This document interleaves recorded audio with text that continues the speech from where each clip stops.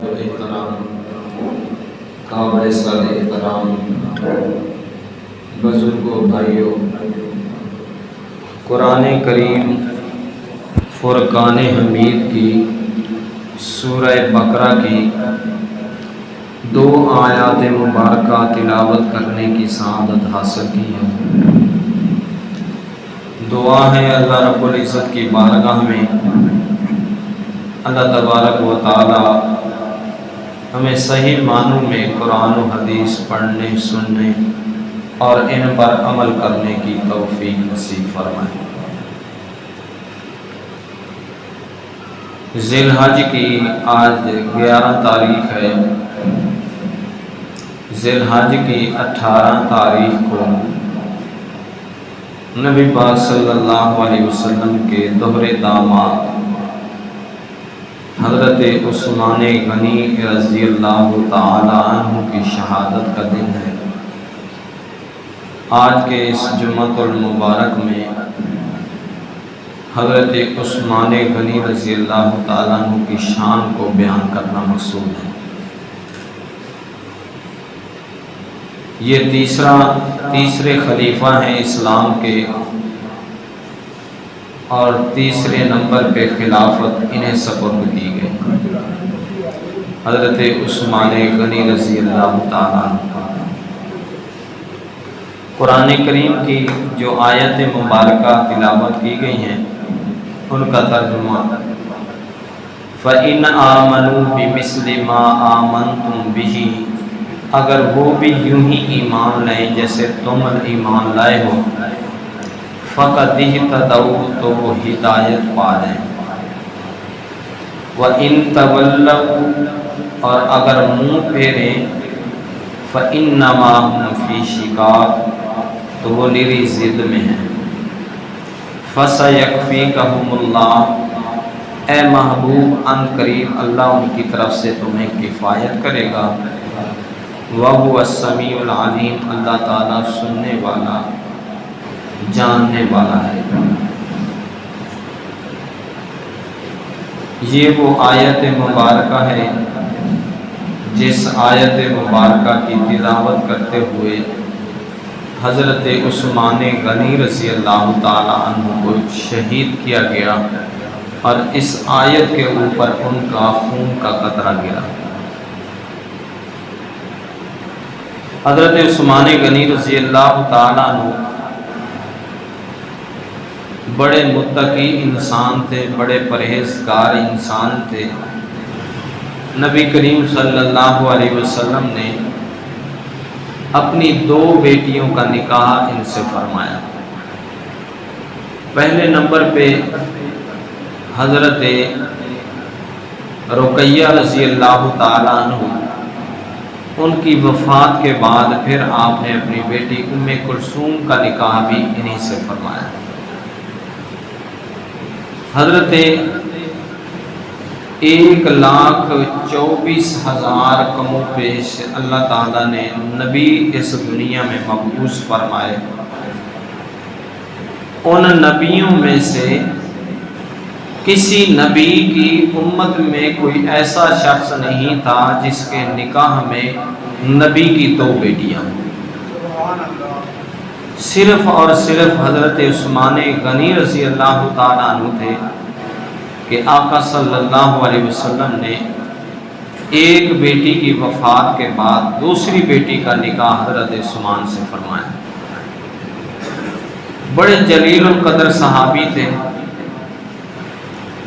ان کے بارے میں آتا ہے مسجد نبوی کی وہ جگہ موجود ہے اصحاب صفا چبوترا، جہاں نبی پاک صلی اللہ علیہ وسلم بیٹھے ہوئے تھے، تو پیاس کی وجہ سے آپ کے ہونٹوں پر خشکی چھا چکی تھی۔ جب آدمی پیاسا ہو تو دوسرے کو پتہ چل جاتا ہے ہونٹوں سے، تو نبی کریم صلی اللہ علیہ وسلم کے ہونٹوں پر خشکی تھی، اور آپ فرما رہے تھے بیر روما، ایک کنواں تھا مدینے میں جو کسی یہودی کی ملکیت تھا۔ آپ نے فرمایا اگر اس کو کوئی خرید کے اللہ کی راہ میں وقف کرے گا میں محمد الرسول اللہ سے جنت کی بشارت دیتا ہوں۔ اس محفل میں حضرت عثمان غنی رضی اللہ تعالیٰ عنہ بھی بیٹھے ہوئے تھے، تو حضرت عثمان چپکے سے اٹھے اور اس یہودی کو ڈھونڈتے ڈھونڈتے جا کر ملے اور جا کر اسے کہنے لگے تیرا کیا ارادہ ہے اگر تو مجھے وہ کنواں بیچ دے؟ اس نے کہا ایک شرط میں نہ بیچوں گا، آدھا کنواں میں بیچ دیتا ہوں، آدھا اپنے پاس رکھتا ہوں، یعنی ایک دن وہ کنواں میری ملکیت ہوگا، ایک دن تمہاری ملکیت، ایک دن میری ملکیت، ایک دن تمہاری ملکیت۔ حضرت عثمان غنی رضی اللہ تعالیٰ عنہ نے مدینہ پاک میں جا کر اعلان کر دیا فلاں فلاں دن میری ملکیت ہے کنواں، لہٰذا کوئی روپیہ کوئی درہم نہیں لگے گا، کل مخلوقات وہاں جا کر مفت پانی پئیں اور بھر کے لائیں، جو مرضی کریں، آج کے بعد اسے 1 روپیہ جو ہے نہیں دینا پڑے گا۔ اس یہودی کا کم عقلی دیکھیے، جس دن اس کی باری ہوتی کوئی آدمی پانی لینے کے لیے نہ آتا، اور جس دن حضرت عثمان کی باری ہوتی لوگ برتن لے کر پانی بھر لے کر لے جاتے۔ جب حضرت عثمان نے وہ کنواں خرید لیا اور اس کی من مرضی سے پیسے دیے جتنے اس نے مانگے، آپ نے پیالہ بھرا اس کنویں میں سے اور جا کر آقا صلی اللہ علیہ وسلم کی خدمت میں پیش کیا اور دیکھا آپ کے ہونٹوں پر وہ پیاس کی تری چھائی ہوئی ہے۔ آپ نے بسم اللہ الرحمن الرحیم پڑھ کے وہ پانی پیا اور آپ کے چہرہ جو ہے کھلکھلا اٹھا۔ نبی پاک صلی اللہ علیہ وسلم نے حضرت عثمان کو کہا عثمان تو نے مجھے پانی پلایا ہے، کل قیامت کے دن میں اپنے ہاتھوں سے تجھے حوض کوثر پلاؤں گا۔ اور جنت کی بشارت تو نبی پاک صلی اللہ علیہ وسلم پہلے دے چکے تھے۔ حضرت عثمان آقا صلی اللہ علیہ وسلم کی خدمت میں عرض کرنے لگے یا رسول اللہ، وہ میں نے کنواں خرید لیا ہے جس کا آپ نے تذکرہ کیا ہے، اور خرید کر میں نے انسانیت کے لیے وقف کر دیا ہے، اور وقف کرنے کے بعد حضرت نبی کریم صلی اللہ علیہ وسلم نے اسے حضرت عثمان سے کہا عثمان میں تجھ پہ اتنا راضی ہوں، اتنا راضی ہوں، آج کے بعد تو اگر ایک نیکی بھی نہیں قبول کرے گا اللہ تب بھی تجھے جنت میں بھیج دے گا۔ آج بھی وہ کنواں موجود ہے اور انسانیت اس سے فائدہ اٹھا رہی ہے۔ وہ حضرت عثمان غنی رضی اللہ تعالیٰ نے خرید کے نبی پاک صلی اللہ علیہ وسلم کے زمانے میں انسانیت کے لیے وقف کر دیا۔ وہ آدھا کنواں جو بچا تھا اس یہودی نے کہا میرا کام تو نہیں چلتا، وہ بھی اس نے حضرت عثمان کے ہاتھوں سے بھیج دیا۔ تو خیر حضرت عثمان غنی رضی اللہ تعالیٰ عنہ وہ جلیل القدر صحابی ہیں، اتنا اللہ تبارک و تعالیٰ کا خوف تھا ان کے دل میں۔ حدیث مبارکہ میں آتا ہے قبر کو دیکھ کر حضرت عثمان اتنا روتے تھے، بڑی داڑھی تھی ان کی، اتنا روتے تھے کہ ان کی داڑھی جو ہے تار ہو جاتی تھی۔ اور کسی نے پوچھا آپ قبر کو دیکھ کے اتنا کیوں روتے ہیں؟ سیدنا حضرت عثمان غنی رضی اللہ تعالیٰ نے فرمایا میرے آقا نے فرمایا یہ جنت کے باغوں میں سے ایک باغ ہے یا جہنم کے گڑھوں میں سے ایک گڑھ ہے قبر۔ اگر یہاں انسان کامیاب ہو گیا تو آگے اس کی منزلیں آسان ہو جائیں گی، اگر یہاں پکڑا گیا تو آگے منزلیں اس کے لیے آسان نہیں ہیں۔ اس لیے میں قبر کو دیکھ کے روتا ہوں کہ یا اللہ میری قبر کی زندگی کو آسان بنا، میرے لیے اس قبر کو جنت کا باغ بنا۔ اور آپ اندازہ لگائیں کہ قرآن کریم سے اتنی محبت تھی حضرت عثمان غنی رضی اللہ تعالیٰ عنہ کو اتنی محبت تھی، عشاء کی نماز کے جو 3 وتر پڑھے جاتے ہیں 3 وتروں میں وہ پورا قرآن کریم ختم کر دیا کرتے تھے۔ ایک رکعت میں 10 سپارے، دوسری رکعت میں 10 سپارے، تیسری رکعت میں 10 سپارے۔ ادھر رات ختم ہوتی، ادھر عثمان رضی اللہ تعالیٰ عنہ کا قرآن ختم ہو جاتا۔ بڑے سخی تھے، سخاوت ان کی اتنی لونڈی تھی اور آنکھوں میں حیا اتنا تھا، جب ان کو منافقین نے گھیرا ہوا تھا 40 دن حضرت عثمان غنی رضی اللہ تعالیٰ عنہ کا پانی بند کیا گیا۔ 40 دن رات کی تاریکی میں حضرت علی رضی اللہ تعالیٰ عنہ اور امام حسین رضی اللہ تعالیٰ عنہ تشریف لائے، اور حضرت علی رضی اللہ تعالیٰ نے اپنی دستار کے اوپر ایسے گھڑا رکھا ہوا تھا پانی کا، وہ لے کر آ رہے تھے۔ چاروں طرف سے آپ کے گھر کو انہوں نے بلوائیوں نے گھیرا ہوا تھا۔ جب گھیرا ہوا تھا تو انہوں نے تیر مارا گھڑے کے اوپر، گھڑا ٹوٹ گیا، پانی نیچے گر گیا، آپ کی دستار، آپ کا جسم مبارک تر ہو گیا، اور حضرت علی رضی اللہ تعالیٰ نے اس وقت ان کے لیے بد دعا فرمائی، اور آ کر حضرت عثمان سے کہنے لگے، عثمان مجھے اجازت دیں، میں ان کی کلا کما کروں، ان کو اس مدینہ پاک کی سرزمین سے ختم کر دوں، ان منافقین کو۔ تو حضرت عثمان غنی رضی اللہ تعالیٰ نے فرمایا یہ نبی پاک صلی اللہ علیہ وسلم کا شہر ہے، آقا صلی اللہ علیہ وسلم کے شہر کے اندر میں خون خرابہ نہیں دیکھنا چاہتا، یہ امن والا شہر ہے۔ پھر آپ نے دوسرے دن چھت کے اوپر کھڑے ہو کر تقریر فرمائی۔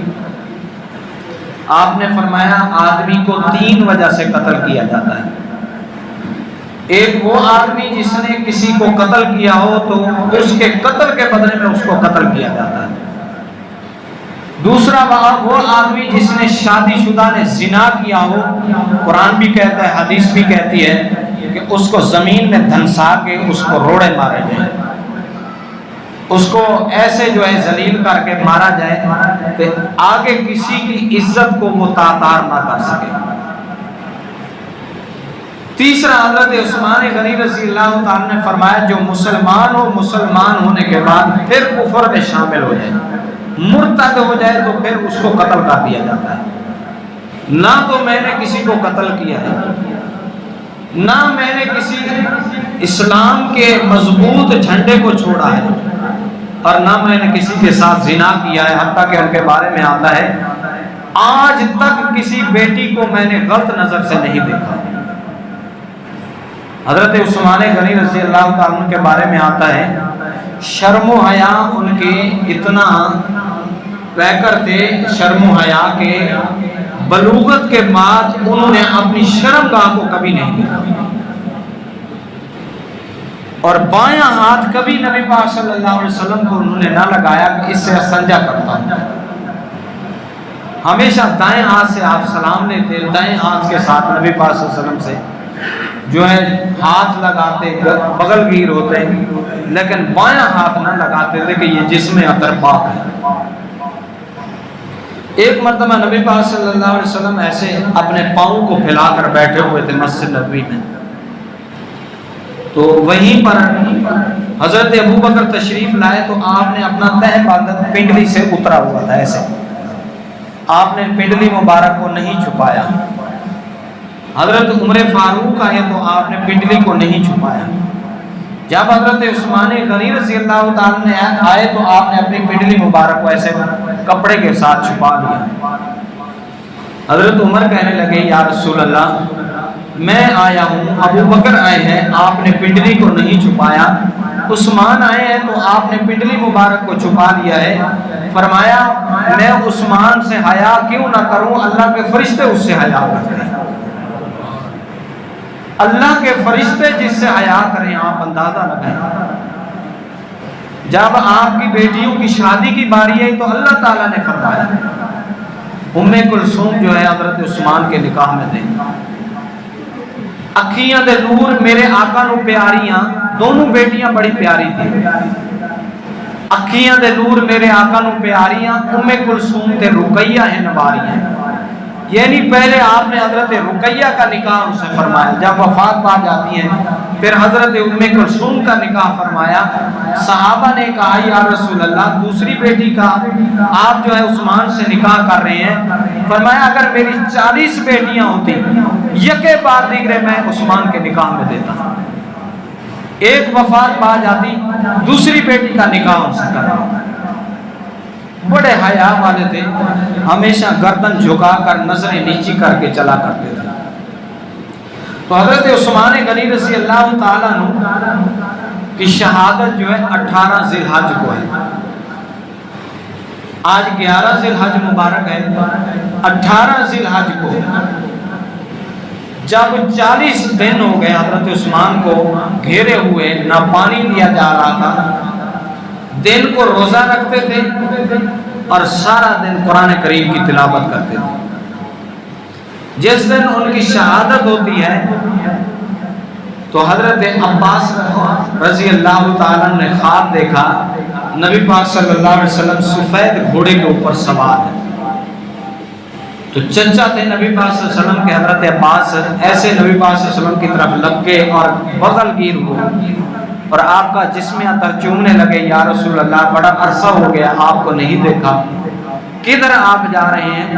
फरमाया मैं जन्नत से आया हूँ, उस्मान को लेने जा रहा हूँ। आज उस्मान रजी अल्लाह ताला अन्हु की अफ्तारी जन्नत में अल्लाह ताला ने करा दी। असर की नमाज के बाद आपने असर से पहले गुस्ल फरमाया, गुस्ल फरमाने के बाद उस वक़्त कुरान करीम नया नया लिखा गया था वर्कों के ऊपर, और 10 सिपारे किसी के ऊपर लिखे गए, 10 दूसरे, 10 तीसरे। वो आज भी वो 10 सिपारे मौजूद हैं। हजरत उस्मान गनी रज़ी अल्लाह ताला ने अल्हम्दुलिल्लाह से कुरान पाक शुरू किया असर की नमाज के बाद। जब आप इस आयत के ऊपर पहुंचे फसयकफ़ीकहुमुल्लाह, तो वो उस बदबख्त ने आपके ऊपर आकर छत फलांग कर लोहे की एक चीज थी आपके सर के ऊपर मारी, जिससे आपको दिमाग की चोट लगी और खून सबसे पहले इसी आयत के ऊपर गिरा, फसयकफ़ीकहुमुल्लाह वहुवस समीउल अलीम। कुरान करीम ने वो खून जो है महफूज कर लिया। उज़्बेकिस्तान के दारुल हुकूमत में वो 10 सिपारे मौजूद हैं जहां हजरत उस्मान गनी रज़ी अल्लाह ताला अन्हु का खून गिरा था। हजरत उस्मान इस आयत पर पहुंचे तो उनकी शहादत वाक़ई हो जाती है। सुभान अल्लाह, कल क़यामत के दिन किसी की शहादत की गवाही तीरों कमान देगा, किसी की शहादत की गवाही जर्रे देंगे, रेत के जर्रे, किसी की शहादत की गवाही पहाड़ देंगे, किसी की शहादत की गवाही अल्लाह का आसमान देगा, सितारे देंगे, चांद देगा, सूरज देगा। कुर्बान जाऊं हजरत उस्मान की शहादत के ऊपर के उनकी गवाही रब का कुरान देगा। कुरान करीम के ऊपर अल्लाह ताला ने वो खून गिराया कि ये इतना कीमती खून है। 2 कतरे अल्लाह को बड़े पसंद थे। एक हजरत अबू बकर सिद्दीक रजी अल्लाह ताला अन्हु का आंसू का कतरा, जब आप गार में मौजूद थे, सांप ने डसा, अल्लाह ने वो जो है आंसू का कतरा जमीन पे नहीं गिराया बल्कि नबी पाक सल्लल्लाहु अलैहि वसल्लम के चेहरे के ऊपर समा दिया। आका सल्लल्लाहु अलैहि वसल्लम के चेहरे अनवर पे जब आंसू गिरता है, नबी पाक सल्लल्लाहु अलैहि वसल्लम ने आंखें खोली, पूछा अबू बकर क्या हुआ? फरमाया तकलीफ हो रही है। तो फिर नबी पाक सल्लल्लाहु अलैहि वसल्लम ने वो हल फरमाया, अपना लुआब मुबारक लगाया।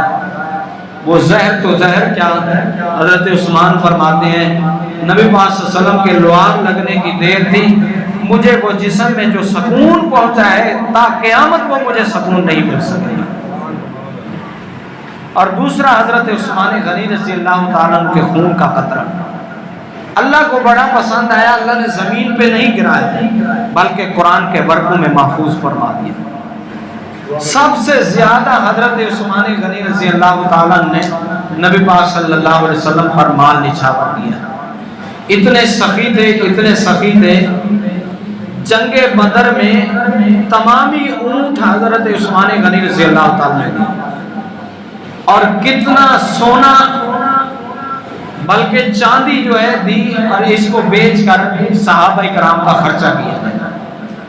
تو اگلے جمعے پھر اس کا ذکر کریں گے حضرت عثمان غنی رضی اللہ تعالیٰ کی شہادت کا۔ اللہ تعالیٰ ہمیں عمل کرنے کی توفیق نصیب فرمائے۔